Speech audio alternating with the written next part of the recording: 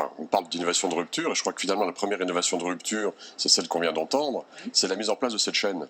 C'est ce qu'on appelle l'innovation verte, qui nous a, enfin, qui est vrai dans le domaine de la santé, peut-être plus qu'ailleurs, mais pas uniquement, avec effectivement le chacun maintenant positionné dans son secteur, avec l'obligation, comme je l'ai dit tout à l'heure, de fluidifier. Moi, j'aime beaucoup le monde des maladies rares, parce que c'est celui qui me passionne très clairement, lié probablement à ma formation initiale, parce que moi, je les appelle les défricheurs. Je les appelle les défricheurs parce que toutes les questions qui se posent depuis déjà un petit moment, et aujourd'hui autour du monde des maladies rares, même si je ne retiens pas les chiffres, parce que je rappelle toujours que c'est un Européen sur 16, mais un Européen sur 16 diagnostiqué. Et on pourrait revenir sur cette problématique du diagnostic, qu'on est vraiment une en particulier dans notre pays. Et bien toutes les questions qui se posent du modèle à créer, parce qu'on a entendu effectivement ce million de dollars, c'est 2 millions de dollars pour une injection unique de thérapie génique pour un enfant atteint d'amyotrophie spinale, eh bien ça peut paraître beaucoup d'argent. C'est sûr que c'est beaucoup d'argent. C'est peut-être même trop d'argent. Je crois qu'on est un certain nombre à le penser. Mais ça restera de toute façon très cher.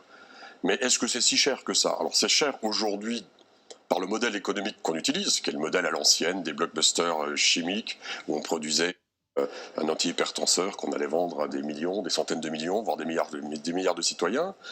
Mais est-ce que c'est si cher par rapport au coût réel du patient non traité, en particulier bien sûr sur sa vie, puisque là il s'agit de vie ou de mort, sa qualité de vie, celle de son entourage, et puis du coup que cet enfant va représenter la société, il faut parler des choses réelles, par tout ce qu'il va avoir à vivre en n'étant pas traité.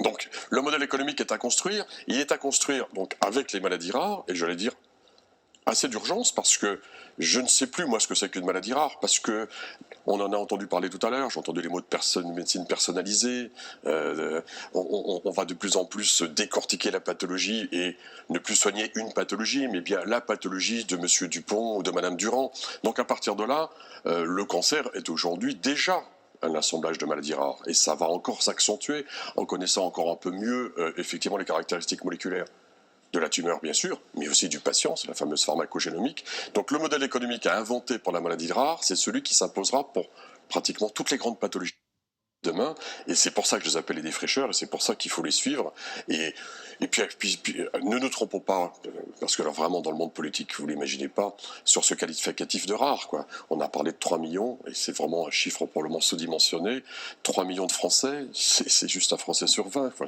C'est énorme. Donc, monde fascinant, monde passionnant comme on le disait tout à l'heure, et qu'il faut suivre de près, parce que c'est par là que l'innovation de notre système va se faire.